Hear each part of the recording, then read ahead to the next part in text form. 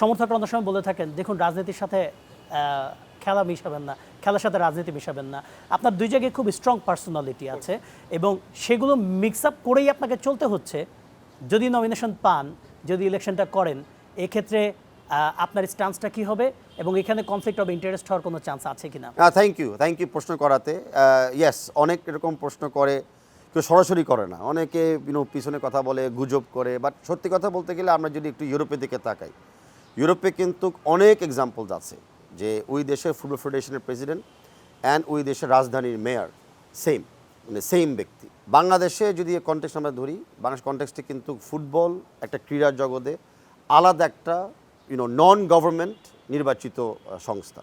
আর Dhaka city কর্পোরেশনের mayor পদটা কিন্তু আমাদের দেশের সরকারের এবং আমাদের দেশের প্রচলিত আইনের আন্ডারে একটা নির্বাচিত সংস্থা। দুটার কিন্তু দুই প্ল্যাটফর্ম, সো কোনো কনফ্লিক্ট এখানে নাই। দোনোটাই কিন্তু নন ইনকাম জেনারেটিং কাজ। আমি সিটি কর্পোরেশনের এরকম বেতন পাবার ইনকাম নাই, ফুটবলে তো উল্টা নেগেটিভ আরও পকেট থেকে যায়।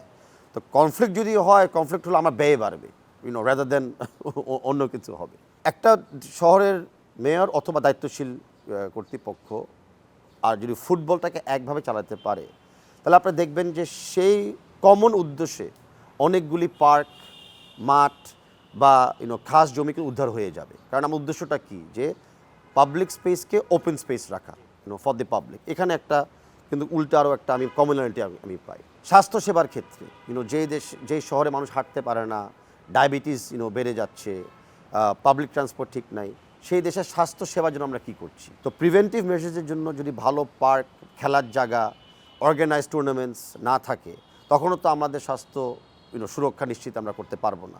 সেখানেও আমি দেখি যে ফুটবল বা ক্রীড়া এবং একটা সিটি গভর্নমেন্টের একটা অ্যালাইনমেন্ট চলে আসে এইসব কাজে।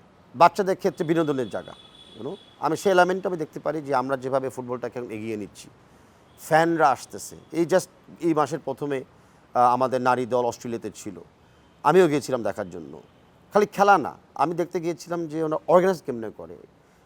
সিডনি সিটিতে যখন আপনি খেলার টিকিট কিনবেন, ওই টিকিট অনুযায়ী আপনার পাবলিক ট্রান্সপোর্ট ফ্রি।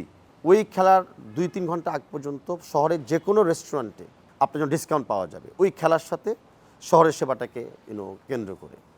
অনেক আমরা বারে বারে বলি যে শহরে কোনো বিনোদনের জায়গা নাই, আমাদের ভালো ভালো মুভি দেখার জায়গা নাই, পার্ক নাই। স্টেডিয়ামও কিন্তু একটা বড় এন্টারটেনমেন্ট ডিস্ট্রিক্ট বা জায়গা হতে পারে, কিন্তু একটা স্টেডিয়ামকে কেন্দ্র করে কিন্তু অনেক শহর কেন্দ্রিক বিনোদন জায়গা তৈরি করা যায়। তাই আমি বিশ্বাস করি যে একটা সিটি মেয়র অ্যান্ড একটা বাংলাদেশ ফুটবল ফেডারেশনের প্রেসিডেন্টের বেশিরভাগ অ্যালাইনমেন্ট থাকবে, নট কনফ্লিক্ট।